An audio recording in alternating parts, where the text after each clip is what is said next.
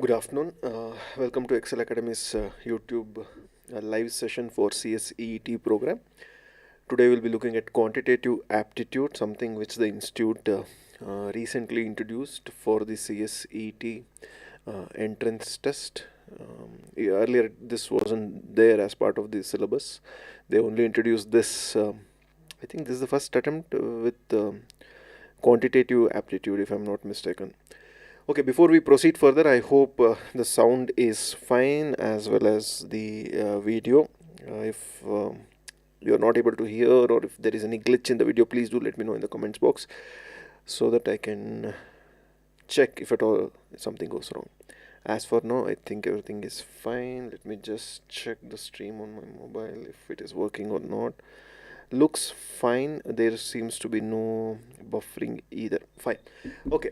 So now, as I just now said, this is something which the institute recently introduced. So the reason behind this might be that students should also be well versed, not well versed also. So at least they should have a basic understanding of maths. So when I say maths, we don't have some advanced maths like calculus or in differentiation, integration, all those things. What we have is very simple maths. There are only 2 chapters when it comes to QA, and this is only for 20 marks out of whole 200. So usually commerce students have this apprehension that maths is difficult. It isn't, first of all, and definitely not this maths. Okay, Aisha Irani says no, everything is fine. Okay, thank you, Aisha, for confirming that the sound and audio is fine. I mean, audio and video is fine. Now, coming back, chapter 6 and chapter 7 is what deals with QA, that is quantitative aptitude. One is number systems, the other is fundamental arithmetical operations. Both are actually very easy. Number system is mostly theory, although you can still expect some questions, practical questions, and I am guessing, going by what institute has done so far, in various other subjects also. Number system is where you will get most of the questions from between these 2 chapters, because they can easily ask easy questions from this particular chapter, whereas fundamental arithmetical operations, again, it's mostly about, as I have written here, percentages, ratios, square root. I don't think they will ask any questions related to that. Averages, interest, and profit and loss. Again, profit and loss is something which you would have already seen in accounts if you are a commerce student, or someone who has studied commerce in 11th and 12th. Interest, again, in the material which the institute has released, they have not mentioned too much about this. They have given a couple of problems with respect to averages, square root, interest, and profit and loss. Mostly basic introduction. Apart from that, there is nothing much happening there in the material. So they have explained in detail at least the initial few topics, like number system, what is a whole number, what is a natural number, rational number, irrational number. So all these things, integer, on this they have concentrated a bit, but on the rest not much is there. So let us quickly go through all these topics now one by one, and later on in the second half of the live session, what we will be doing is we will be solving a few problems. That's all. So let us look at each of these aspects. Let me just open this. Yeah. So now, number system. So this is theory mostly. That's a note which I made when I read that material. So now, first we have this very easy concept called natural numbers. What is this natural numbers? Think of any positive number, whole number. For example, 1, 2, 3, numbers which we use in day-to-day life. Any number, for example, I went to city by route number 116, then I came back, and then from there I went somewhere else by route number 56. Again, all these are natural numbers. I filled my vehicle with petrol for about 5 liters. Again, positive natural number. So all these are numbers which we use in day-to-day life. They are referred to as natural number. So, or you can also call it as what? Definitely not 0. 0 won't come under this natural number. But other than 0, all the positive numbers, 1 up to infinity, would be considered as natural numbers. So there is no limit to this natural numbers, because give me any number, by adding 1 to that, your natural number will again extend. So there is no upper limit as such. And any fundamental operations including or involving natural numbers should also lead to another natural number. For example, 1 plus 1 operation or basic operation, 1 plus 1. 1 is a natural number, 1 again is a natural number, or 1 plus 2. 1 natural number, 2 is a natural number, 1 plus 2 is what? 3. So that 3 is nothing but a natural number. So that is what we see with respect to natural numbers. Then 2 into 2. So what is 2 into 2? It's nothing but multiplication. So 1 plus 2 or 2 into 2, 3 divided by 3. All these are natural numbers, and we are performing few operations on these natural numbers.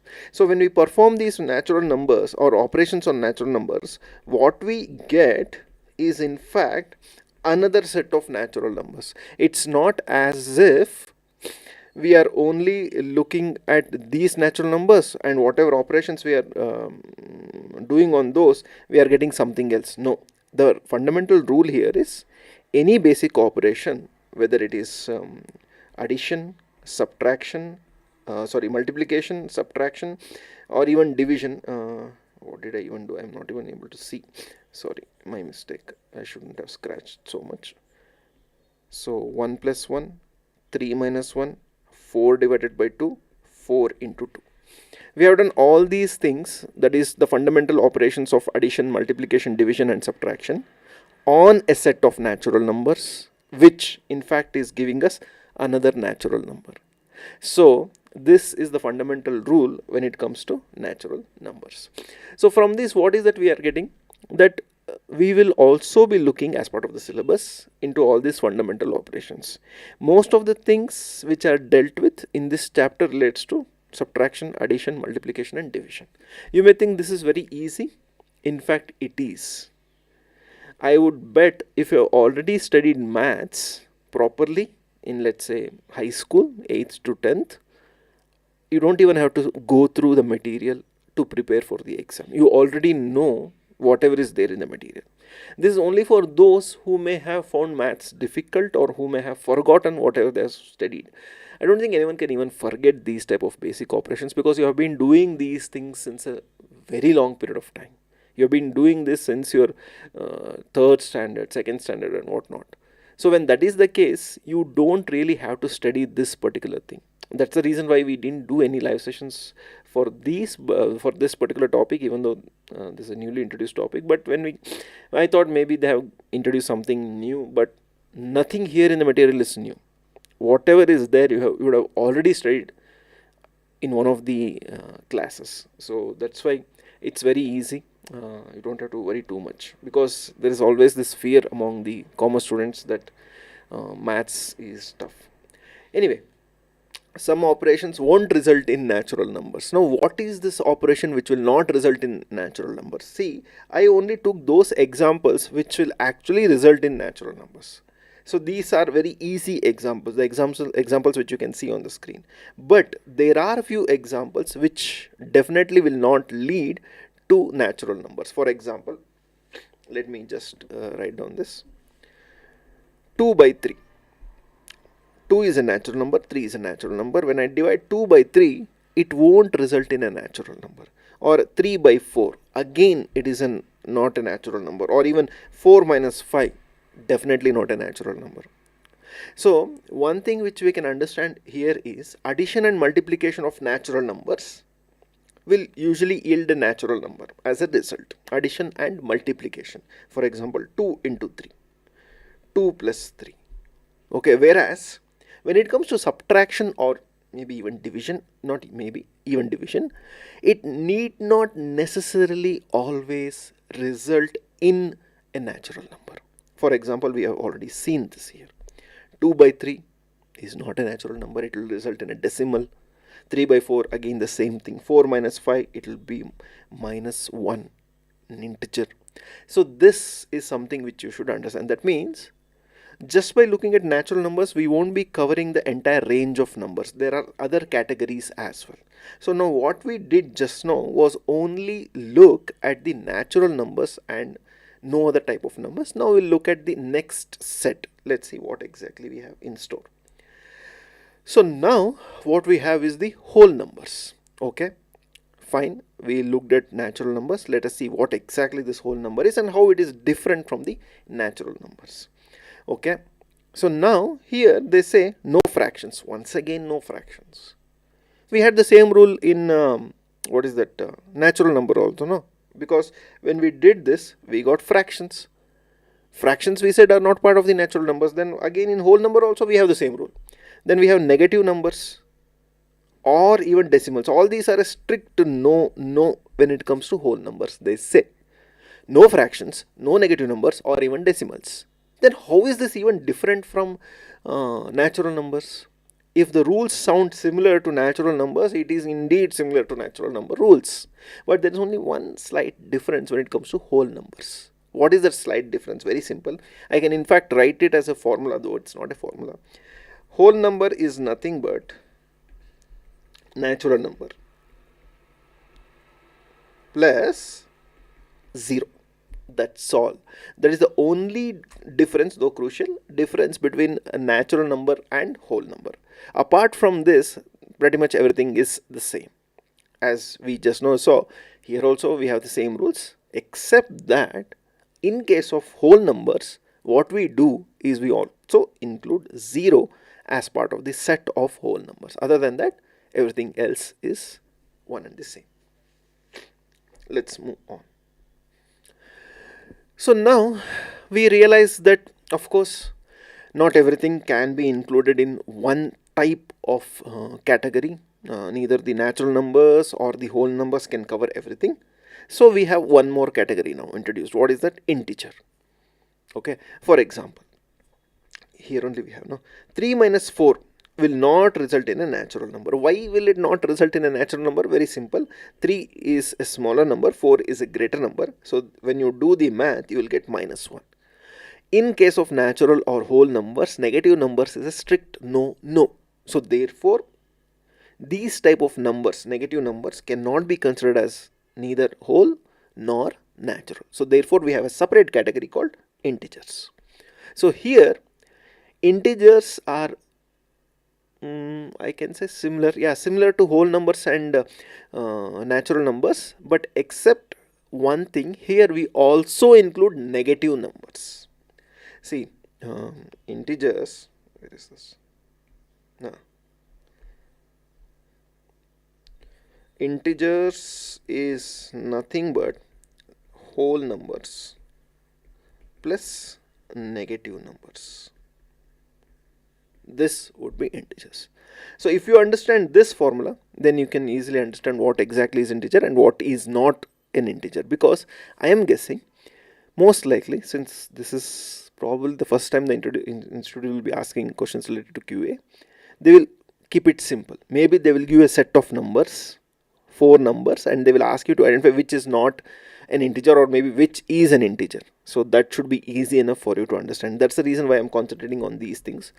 I believe more than the practical problems, these are the kind of questions they may ask, because anyway the questions will be there for only 20 marks out of whole 200, because this is anyway clubbed with current affairs. So let's hope there won't be too many complicated questions. And also institute in its huge wisdom has decided not to allow calculators, so for which reason I don't think they should be asking questions involving too many steps. It will simply complicate matters for the students, and also it will be time consuming. So that is the thing. Let's move on. After looking at integers, let's move to the next one. Okay, now we have a problem here. Let's see. As I said, these are the kind of problems which the institute may give.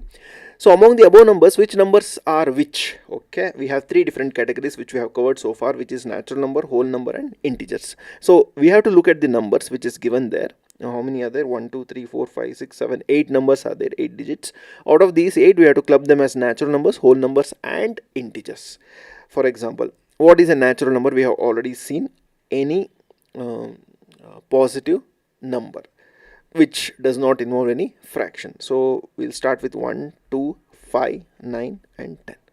Positive number but a non-zero number. 0 will not be part of the natural numbers. Whereas when it comes to whole numbers, it is very much the same as natural numbers, except that, as I said, whole numbers is nothing but natural numbers plus 0. So therefore the 0 will come into picture. So other than that, everything else just copy paste. Now, coming to integers, again, it includes whatever is there in natural number, it includes whatever is there in the whole number, plus on top of that, what are we doing? We are also considering the negative numbers here. So what should I do? I will just copy paste whatever is there above. On top of that, I have to just consider -1 and -3. If I do that, I would have covered integers also. So now you can see very clearly the rules, or which is which, based on the rules which we just now discussed. So that's why these topics are really very easy. I would say this would be class 6 or class 7 level perhaps, not more than that. So this is just for the students to get free marks, I believe. Other than that, I can't think of a valid explanation for including these type of topics. It's not even difficult. There is no way the institute can actually filter students based on quantitative aptitude. This is like free lottery. So that's the thing. See, one thing which you have to remember is whatever is a natural number is definitely a whole number, because whole number includes all the natural numbers plus 0. Also, whatever is a whole number will definitely be an integer, and not vice versa. For example, whole number 0, 1, 2, 5, 9, it's definitely an integer, but all the integers will not be whole numbers, because integers will also include the negative numbers. So that is something which you can remember. If you remember that, then it's easy to solve these type of problems if at all they are asked. Next, let's move on to the next category, which is a rational number. So what is this now? This is something which can be written in the form of a fraction, like a by b. This is nothing but a fraction, no? Where a and b are the integers meaning negative also will be part of this. A and b are integers, and b is a non-zero number. That means the denominator should not be 0.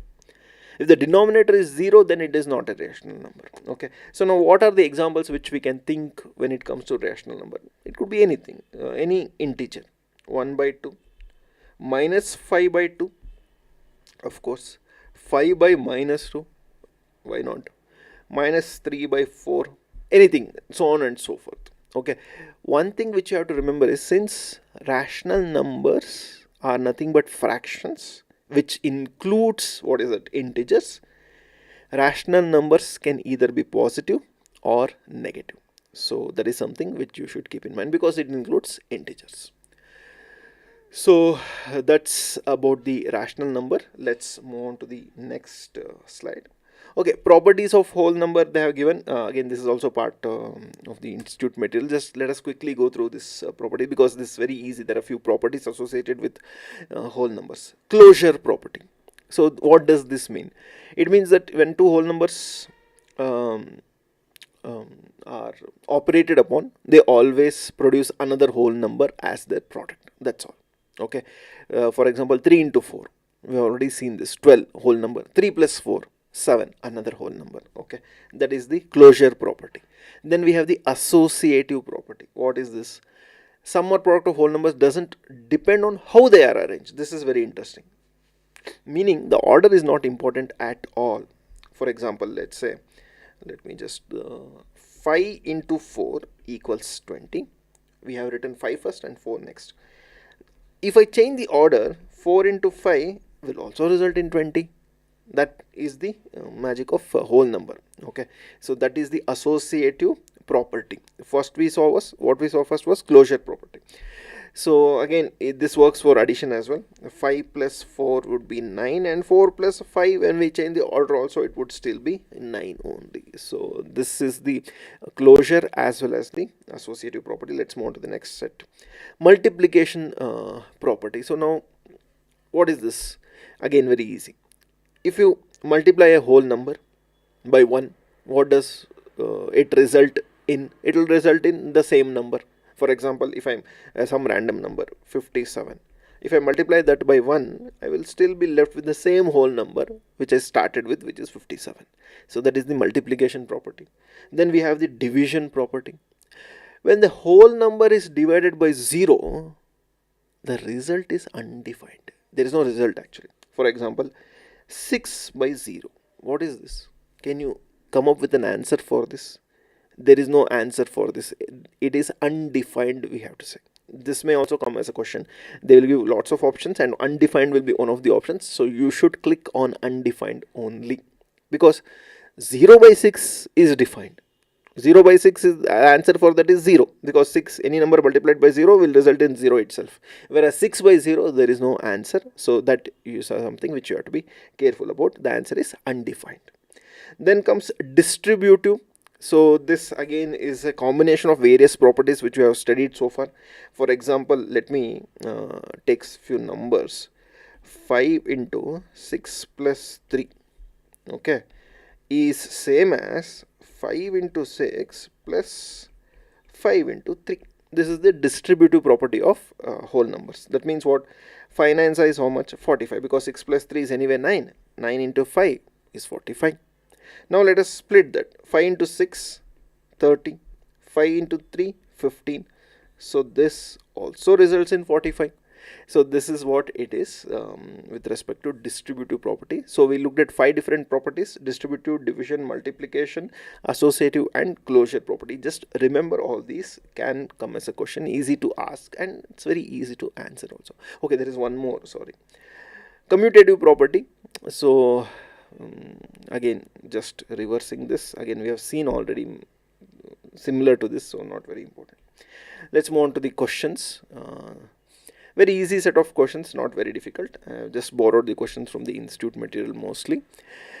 So now let us read this question. A number in which 1/5 part is increased by 20 is equal to 1/10 part as increased by 30.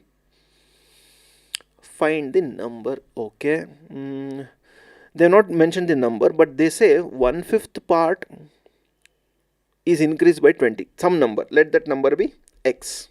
Okay, let me change the ink here. So if the number is x, 1/5 part of that, 1 by 5 of that, is increased by 20, they say. Okay, 20, and this is equal to 1/10 part increased by 30. Find the number. That's all. So now this is what we have in this case. What I have done is I have reduced the problem into an equation. See, this is where most students usually falter with respect to comprehension. It's not as if you would not know the answer, because anyone can answer these type of silly questions, but the problem is you might not have understood the question correctly. So try to concentrate on that. Also, there is understanding. Take your time. You will have time, I'm very sure, because most of the questions will be of that nature where you just look at it and answer. That's all. You don't have to even think or apply your mind. At least half of the questions out of 200 marks. No. So logical reasoning, at least in half of the logical reasoning questions, you don't have to worry too much. You just look at it and most likely you will know the answer. So only here you will have that not problem as such, but at least you will have to think of something, because they are not anyway allowing calculating. So stupid institute. So now x into 1 plus 5. Why? 1/5 part. So can we rewrite this to make it more simple? Okay, let's see. So now we know 1/5 of x. Okay, so this can also be written as, let's see, if I have to rewrite this, we'll do one thing. Since this is anyway a whole number, I will take it to the RHS side. So that way it will be easy for us to simplify stuff. So x into 1 plus 5 is nothing but x by 5. I will retain as it is. 20 will go to the other side, and I will bring this to the LHS. Okay. So x into 1 by 10 is nothing but minus x by 10. Why minus? Because when it was in the RHS, it was a positive number. Now that we are shifting to LHS, it will become a negative number. The sign will obviously change. Likewise, even 20, which was in LHS, I am shifting to RHS. 30 is anyway in RHS as it is, minus 20. That's it. So this is how we have simplified it so far. Now we can further simplify, because 5 and 10, now we will have to take the common denominator. So the LCM would be 10, least common multiplier. So now 5 2s is 10. So 10 should be divided by the denominator 5. So it results in 2. 2 into x is 2x. 10 divided by 10 will result in 1. So 1 into x will be x itself.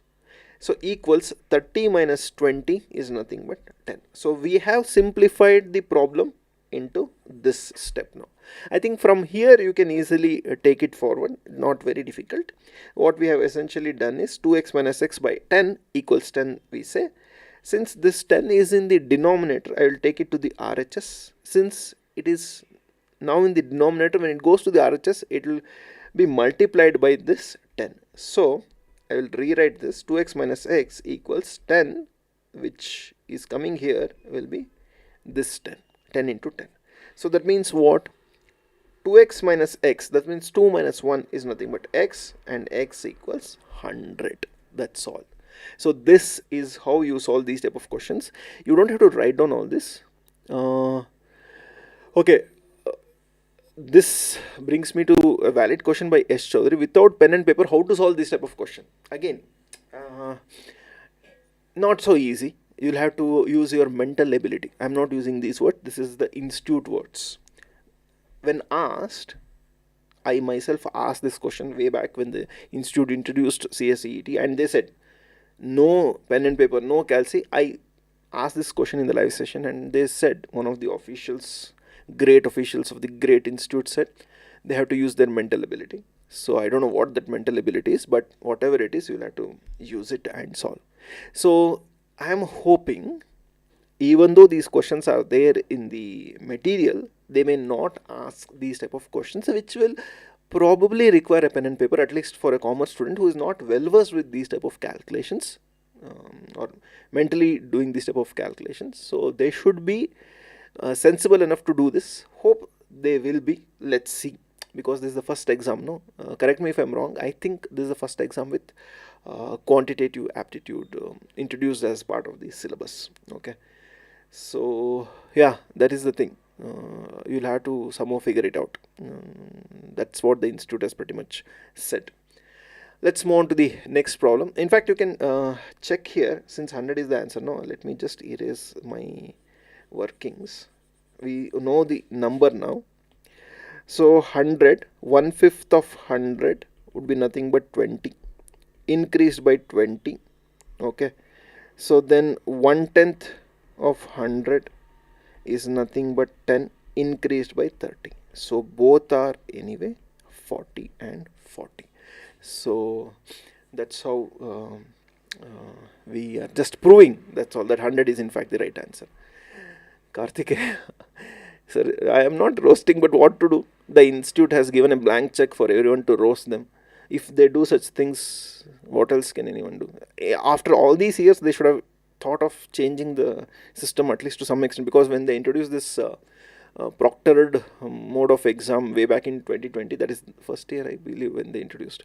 Back then we had pandemic, COVID, they couldn't conduct exams in the centers and all that. Maybe you could still give them a pass, or say that okay, now they're still introducing this, maybe they will learn in some time. But after all these years, they still haven't learned. They still think this is the best way to conduct the exams without allowing the students the usage of pen and paper or calculator. So yes, question remains valid even now, because very difficult to solve these type of questions without pen and paper.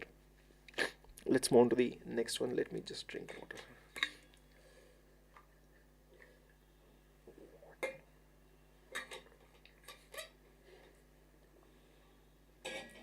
Okay.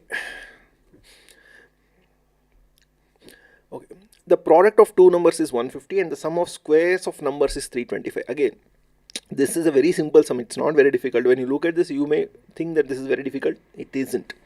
Think of two numbers. They have not mentioned which two numbers. Think of A and B. Okay, anything. A and B. The product, of course, is nothing but multiplication, is 150, they say. Fine. But the sum of squares of numbers is 325. But when I square the respective numbers, which is respective A and B, A square plus B square, sum of respective numbers square. So we have taken the square, I have taken this sum. When that is done, it will be 325, they say. Okay.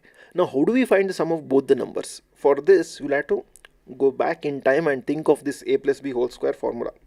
I'm sure you would have studied this in 7th or 8th standard. I don't remember where exactly a student studies this. A plus B whole square is nothing but A square plus B square plus 2AB.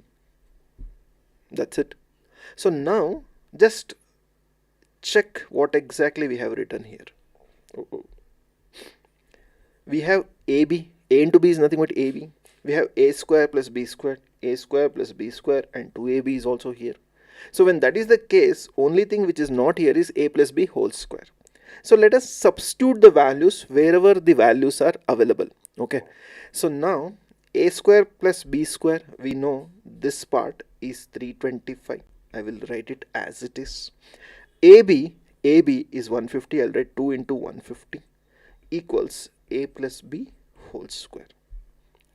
Or 2 into 150 I know is 300. 300 plus 325 is nothing but 625. I can also write it as A plus B whole square equals 625. Now this whole square, I will bring it to the right hand side. If I have to bring it to the right hand side, what will happen is the square becomes the root. Okay, so then A plus B will be root of 625. That's all. And this is something which you will know because you would have studied all these tables. 25 into 25 is nothing but 625. So therefore A plus B equals 25, and that is our answer. Because if you read the question carefully, the question which they have asked is sum of both the numbers. So sum of the numbers would be 25 and nothing else. I hope it is clear. Let me know if you have any doubts. At any point of time you can just ping. I will try to explain. Next, which is the largest 4-digit number divisible by 91? Okay, this we will have to do it in a roundabout manner. We can't directly go into division. We'll have to first look at something else. So now they say which is the largest 4-digit number divisible by 91. I will just ignore this divisible by 91 part for now. So first of all, tell me which is the largest 4 digits number. It is nothing but 9999. Of course, that is the number. We all know that because next would be 10,000, which will be a 5 digits number. Now we have to find the number which is divisible by 91 and closest to 9991. That will actually give us the largest 4-digit number divisible by 91. So how to do that? Instead of trying various numbers, what I usually prefer is, in such type of questions, divide this by 91. You can try to do this mentally. It's not very difficult. It can be done. Okay. So 91 tens up. Directly I am doing it. 91 tens up is nothing but 910. Easy. Okay. So now you know 999 minus 910 is nothing but 89. Okay. So then again if I write 9 here, is the math correct? Yeah. So I brought down that 9. So now 91 into 10 would be 910. So 910 is not possible because it is greater than 899. So most likely it will be 91 into 9. So 9 ones are 9, 9 nines are 81. So easy enough. So this will be nothing but, so what is this? 80. So now we have a remainder of 80. So forget about the remainder and only worry about this 109. That means the closest multiple of 91 with respect to largest 4-digit number would be 109. How did we get that? We divided 9999 by 91, which gave us this 109. So what you can do is we can try to multiply this 109 by 91 and try to identify the number. This you don't have to do it in the exam, by the way. This is only for your verification. So this will be 109. So this will be 9 nines are 81. 99199. So 9919 is the largest number, 4-digit number, divisible by 91. This will be given as the option. All you have to do is just select that particular option. Okay. I hope it is clear. Next. All these, by the way, are from the institute material only. Next, what is 10% of 75% of 900? Okay, 1 second, hold on. There are two percentages here. What is 10% of 75% of 900? So now, in these type of questions, you can easily do this without using calci, but still, what you should do is, you should first look at the latter part of the question, that is the end part of the question. 75% of 900. First, let us do that, and then come to the 10% part. Okay.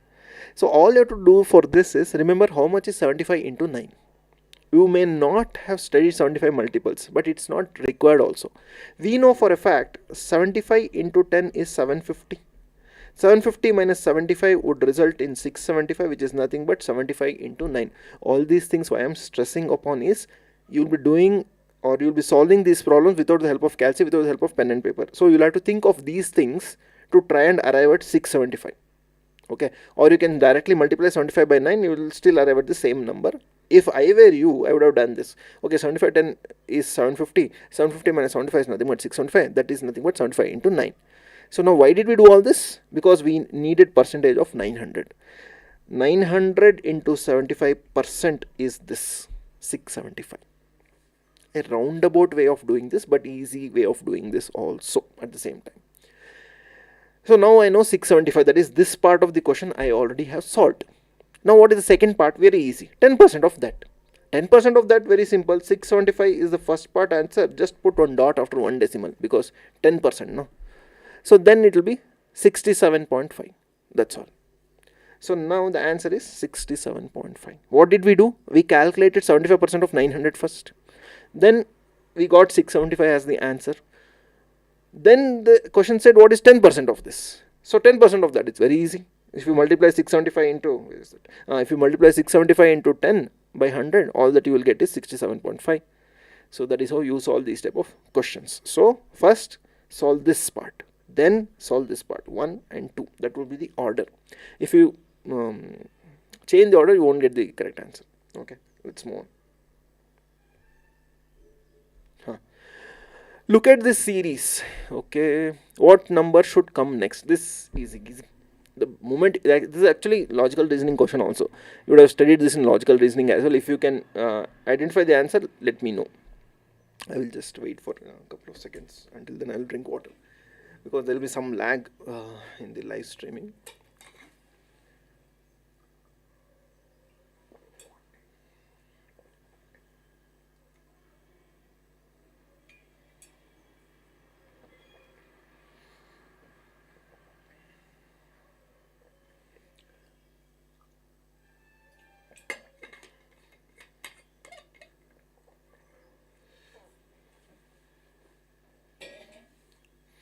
Okay, so now in this case what they have done is 2.5, 1.25. Just by looking at the numbers we easily can identify this is nothing but 50%. That's all. So they started with 5, some random number, in this case 5. So we can easily identify one thing, it is definitely decreasing, no? Definitely decreasing. And if one observes carefully, one also realizes that it is decreasing at 50% rate. 50% of 5 is what? Or half, basically. Half of 5 is what? 2.5. 2.5's half is what? 1.25. And 1.25's half is what? Don't think of 1.25, think of 125. That will be easy for you to calculate in the exam. 125 is half. Half is how much? 120 is half is what is that? 60. No. So in this case, how much will it be? 60 and 60. Okay. So if you think of it that way, then it will be easy for you to come up with the answer. So look at the question, think of the half. I mean, no, not think of the half. Observe the pattern and then arrive at the answer. That's all. So this would be nothing but 6.25. That's all. Very simple. So 6.25 is 125. No? So 0.625. That way 0.625 into 2 would be 1.25. That's all. Nothing much.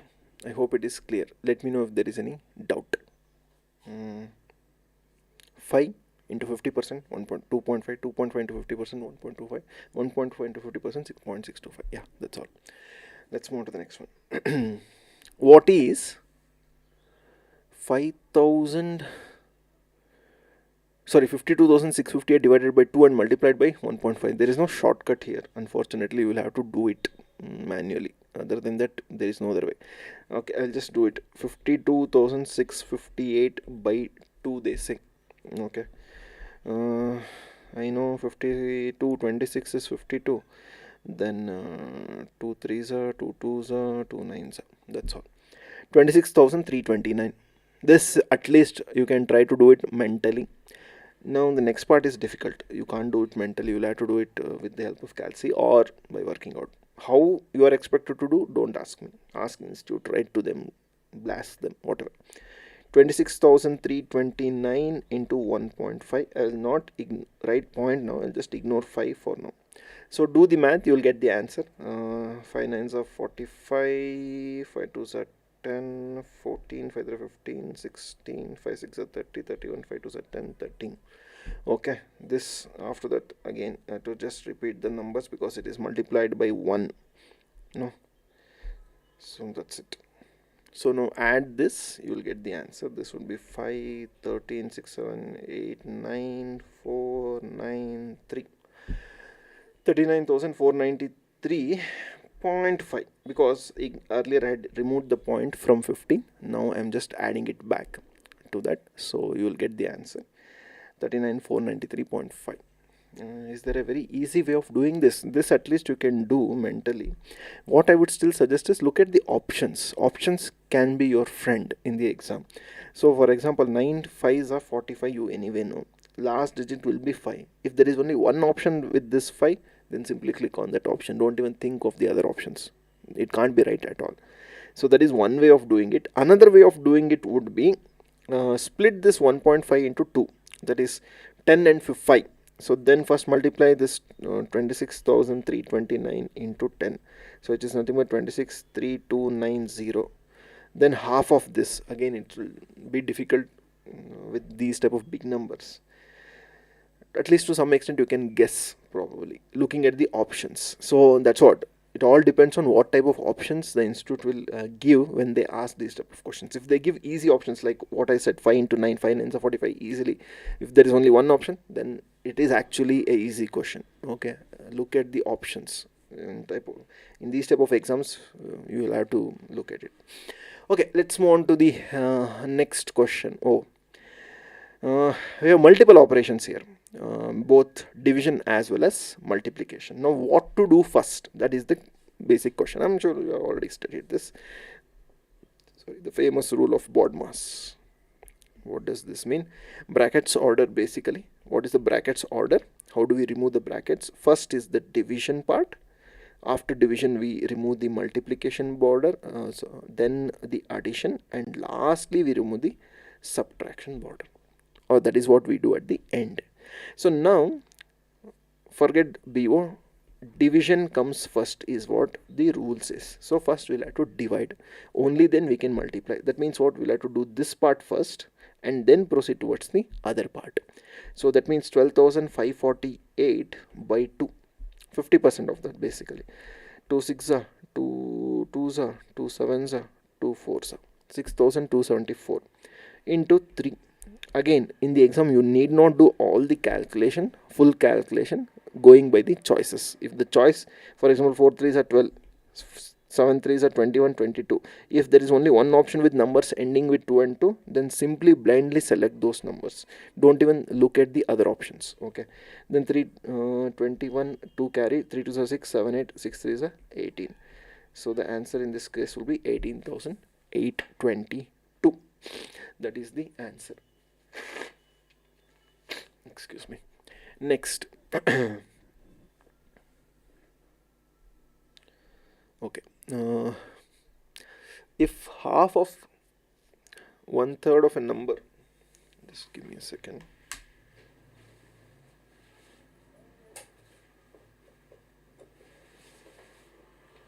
If half of 1/3 of a number is 20, then half of that half tenth of that number will be dash. Okay, fine.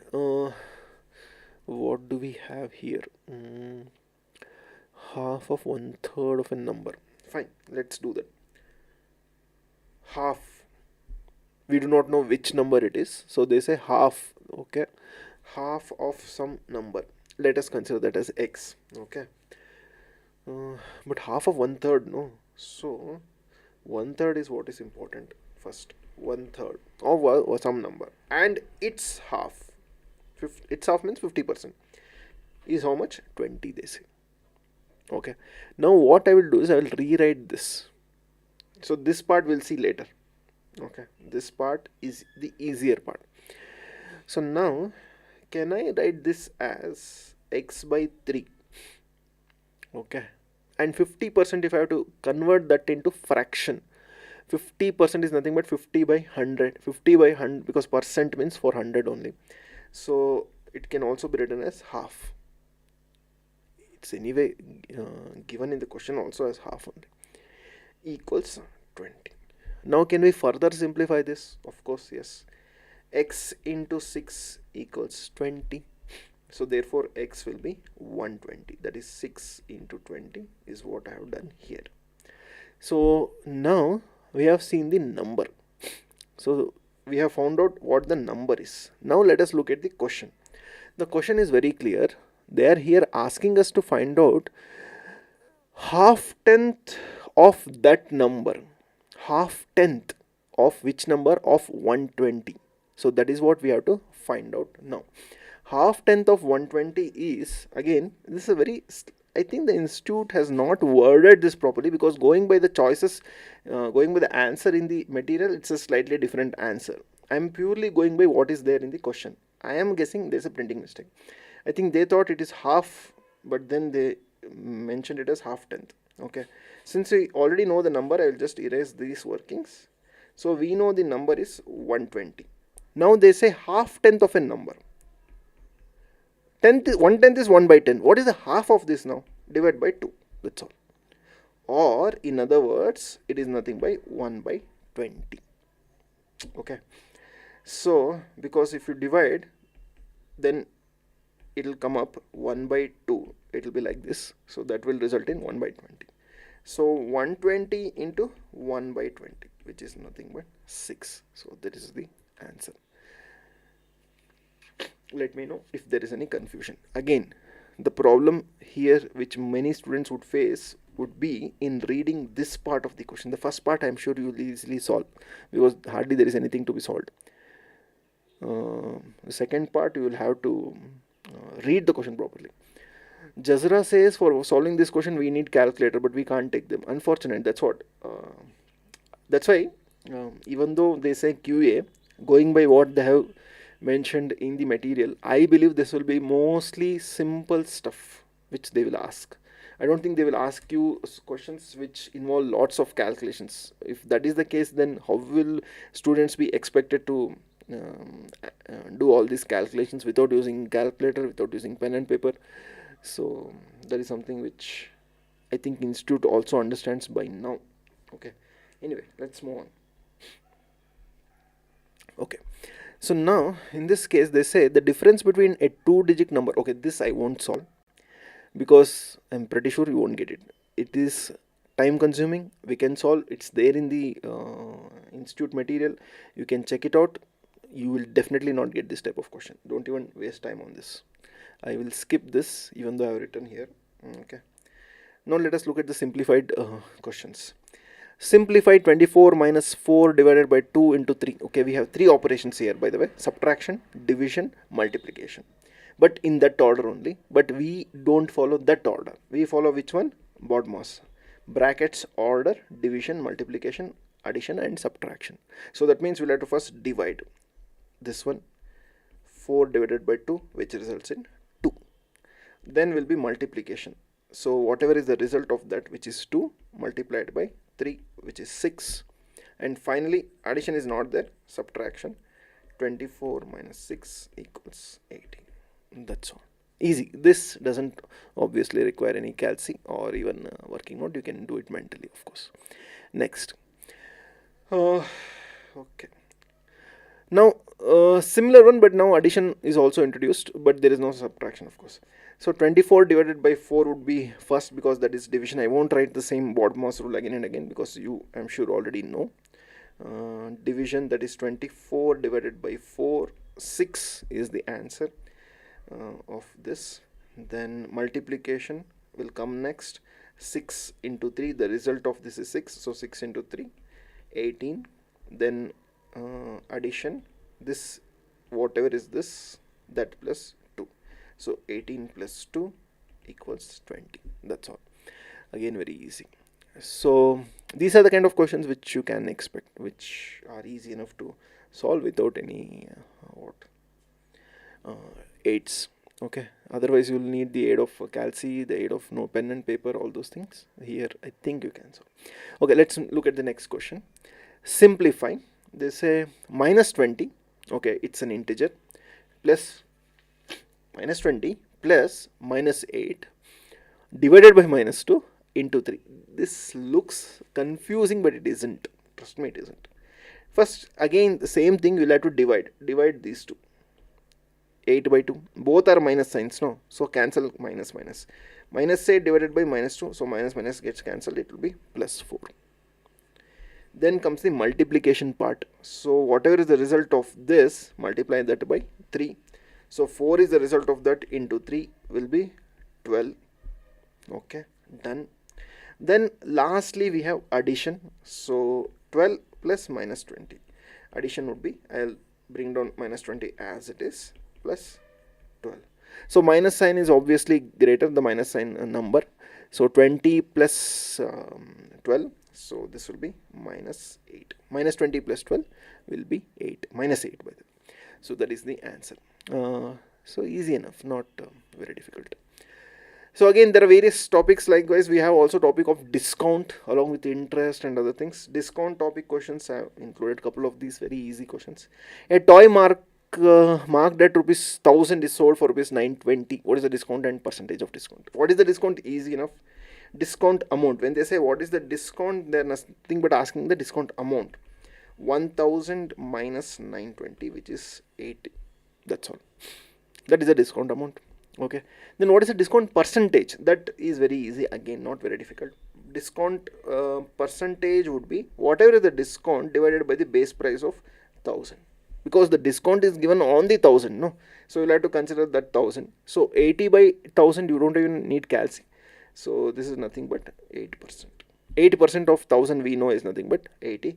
So therefore, or you can, if you at all you have to do it, it should be multiplied by 100. You will get the percentage, because percent means it is nothing but for 100.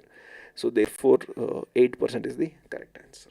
Next, let's say that the total bill of a restaurant is 919.78 and the restaurant gives a discount of 15%. How would we estimate the amount to be paid? Okay, this is a very interesting problem. The reason why I included, in spite of it looking like a complex problem, it isn't actually. Okay, so one thing which you should understand here is the institute, they themselves have asked us to what? To estimate the amount, meaning we don't have to come up with the exact amount. We are basically guessing here, but an educated guess, of course. So 919.78, you can directly calculate 15% on that using a calcing. Okay, but we don't have to do that because the institute has asked us to estimate it. So in the first step, what I will do is I will make my life easier by rounding it off. That way it will be easier. So instead of writing 919.78, I will round it off as 920. Easy for us to calculate, no, anyway. So then once that is done, what I will do is I will apply the discount percentage. The second step would be 920 into the percentage of discount. Again, here also what we can do is we can, instead of directly applying the 15%, we can split that. So that way it will be easy for us to calculate mentally. 920 into 10%, do that first. Okay, and 920 into 5%. That would be easier. I will tell you how. 920 into 10%, we know all you have to do is just remove one 0, it will result in 92. And we also know though that 5% is nothing but half of 10%. So half of this is what? This, for this you don't need calci. So half of that is 46. Now we have the 15% here. 15% is nothing but basically the sum of 92 and 46, nothing else. So this will be 138. Okay. So now we have found out the 15%. All that we have to do right now is to subtract that 138 from 920.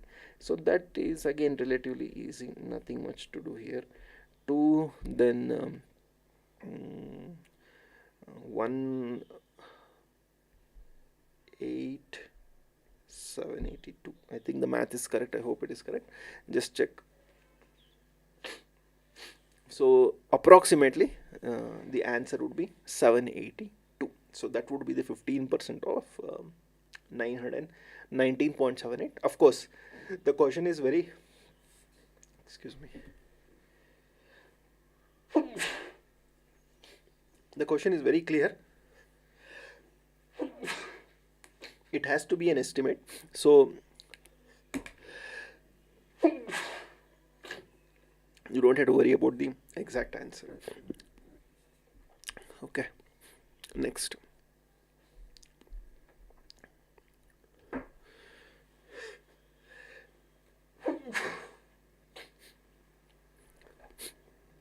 If 20% of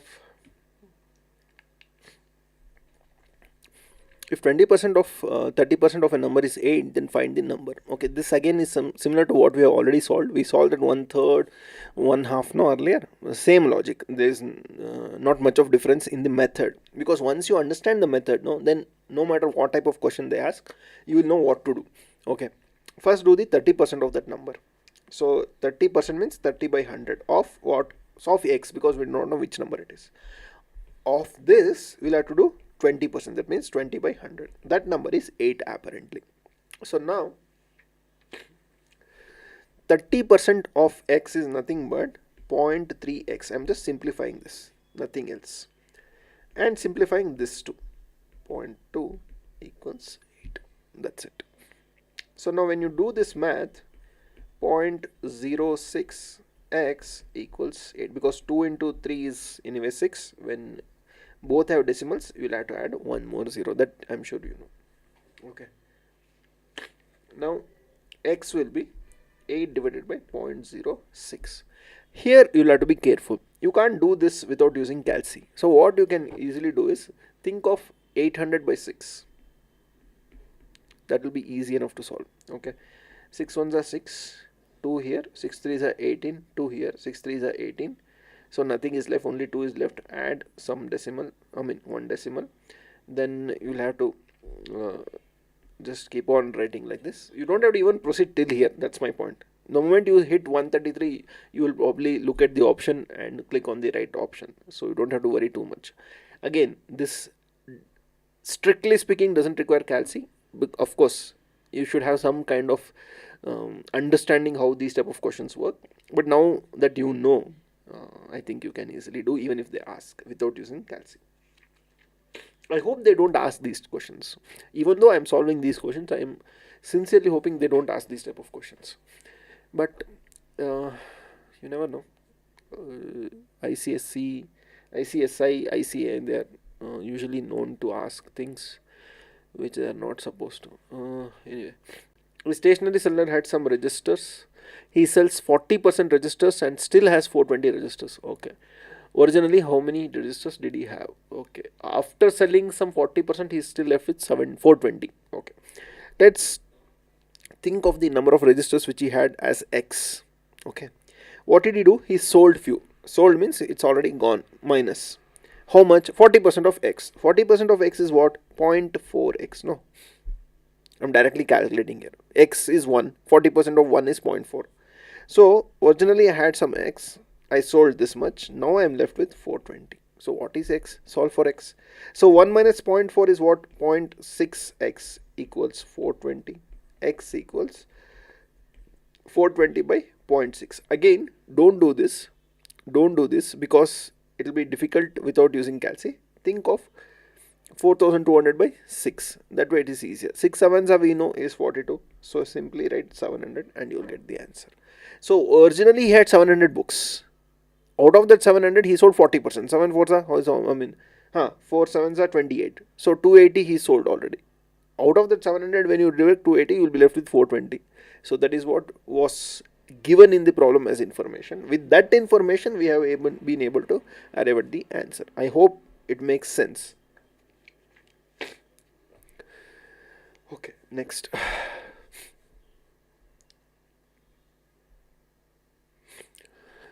There are 63 students available in 8th class. Okay, I hope the font is big enough for you to read. The number of students who want to study Sanskrit and the number of students who want to study mathematics is expressed in the ratio. Okay, ratio is anyway part of your syllabus. Is expressed in the ratio of 5:2. Why would there be more Sanskrit students than maths? curious. Anyway, calculate the number of students who want to study Sanskrit and those who want to study maths. Fine. This can be easily done, not very difficult. So in total, how many students are there? 63 students, they say. Fine, 63 students. What ratio? 5:2 ratio. Okay. So that means what? For every 5 students who wish to study Sanskrit, we have 2 who wish to study maths. Weird ratio, but still, let's see. So that means we do not know the exact number, no? So 5x plus 2x will be 63. Some number. But ratio will be still same. 5 is to 2. 5 plus 2 is nothing but 7x. 7x equals 63. X will be 63 by 7, which is nothing but 9. So what was the question? Calculate the number of students who want to study Sanskrit. Okay, so that is easy. 5 into 9, 2 into 9. So Sanskrit would be 5 into 9, 45 students. Maths would be 2 into 9, 18 students. 45 plus 18 is nothing but 63. I hope it is clear. Let me know if there is any doubt. Next.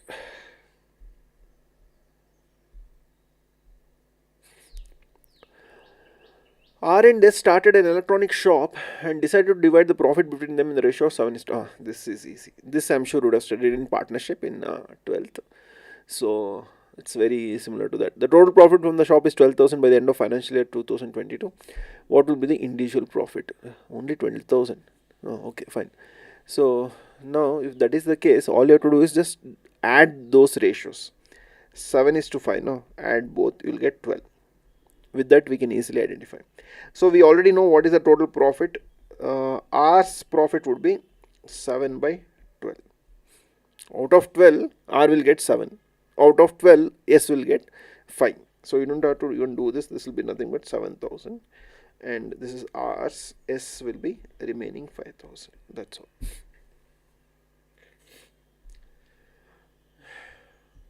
Okay. Fine.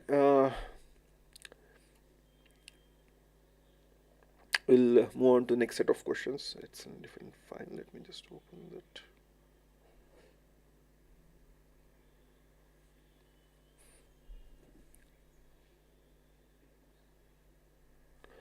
Now in this case, what is it they're asking? Okay, again fractions, not very difficult also.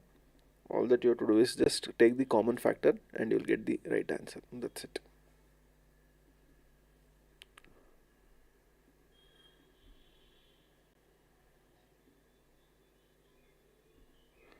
Just give me a second.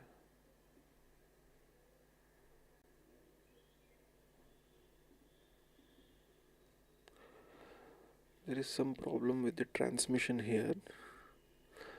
I'm using a software called OBS. It's throwing up some error. 1 second, let me just solve that.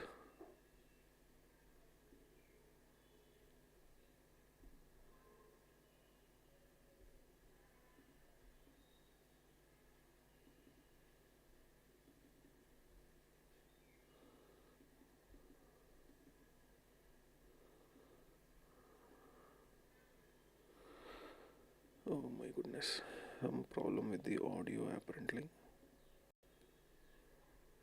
Just give me a second, guys.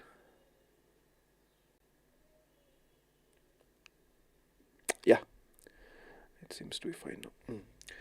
What is the sum of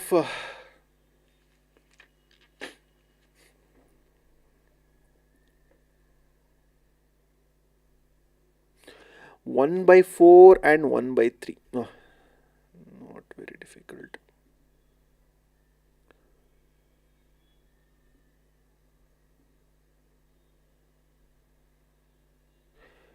Okay, I hope the condition is fine. Excellent connection. Okay, yeah, fine. 1 by 4 and 1 by 3, they say. Again, we'll have to consider the LCM here. 1 by 4 plus 1 by 3. LCM will be 4 into 3, which is nothing but 12. Okay, 4, how many times is 12? 4, 3 times is 12. And 3, how many times is 12? 3, 4 times is 12. So do the math. So this again you can do mentally, I'm sure. 7 by 12 would be the answer. That's all. Okay. Next. Which fraction is equal to 2 by 5? This is also very easy. It's not very difficult. So all you have to do is just see which one of these options actually relates to 2 by 5. So we know 2 2s are 4, 2 5s are 10. So first option, simply click the right answer. That's all. Don't even look at the rest of the options. If you look at the rest of the options, you'll be simply wasting time. Okay. Next. 3 by 8 into 2. This is easy. 2 ones are 2 fours are. So 3 by 4 would be the right answer. So easy enough. Next. Reciprocal of 5 by 9. Reciprocal is nothing but the reverse. The denominator will go to numerator, numerator will come to denominator. So just do that, you will get the right answer. So that would be 9 by 5. Okay, there is some issue.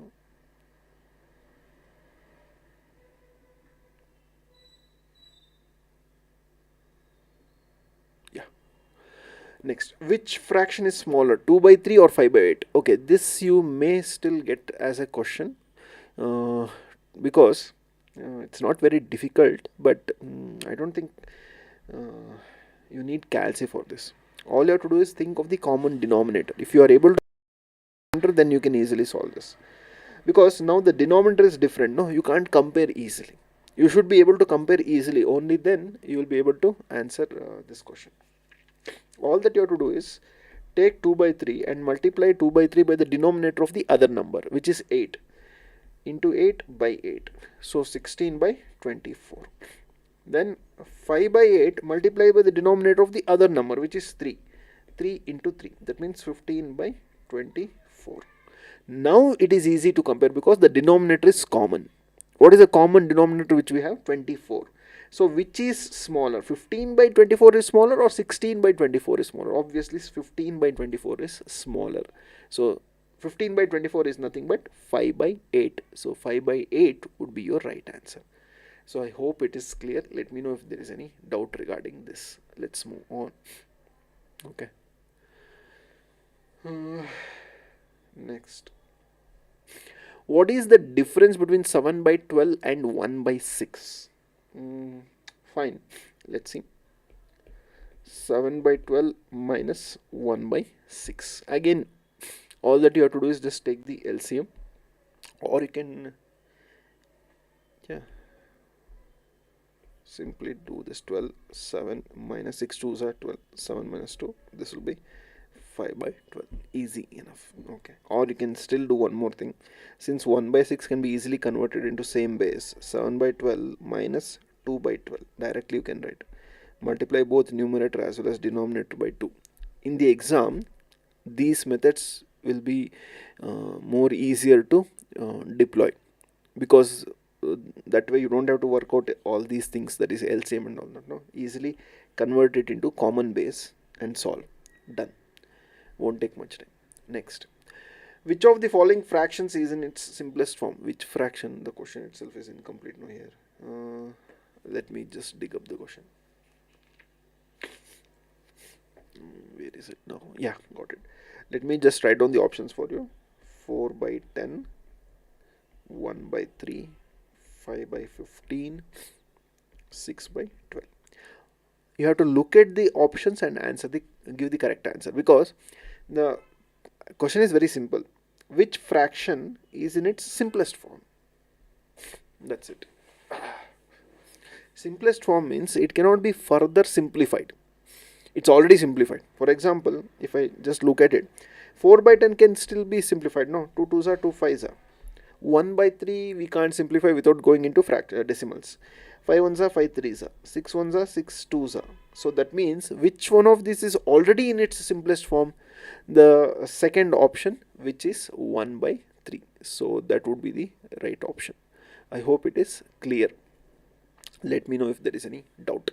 Next, moving on.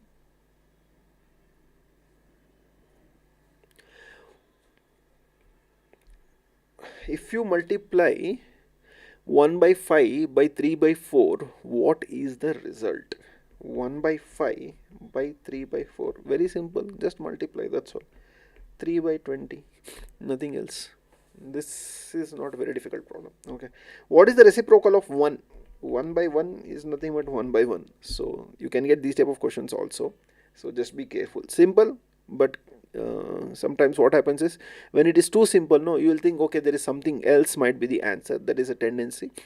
It's a common tendency. It's not any surprise. So, but it is actually simple. You don't have to worry too much. Next, which is larger, or 4 by 9? Again, you'll have to look at the common base. Okay, so multiply 3 by 7 by 9 by 9, whereas 4 by 9 by 3 by 3. So that means 3 by 7 into 9 by 9. So 27 by 63. So 4 by 9 into 3 by 3. Sorry, why am I writing 3 by 3? 7 by 7, which will be 28 by 63. So which is larger? Obviously 28 by 63 is larger. So 4 by 9 is the larger number, or a greater number. That's it. Next, 5 by 6 and 1 by 2. All that we need to do is addition or sum. Okay, 5 by 6 plus 1 by 2. So again, all you have to do is just take the common thing, or convert this into common base. 3 by 6, we can write 1 by 2 as 3 by 6. No, I am multiplying both the denominator as well as numerator into 3.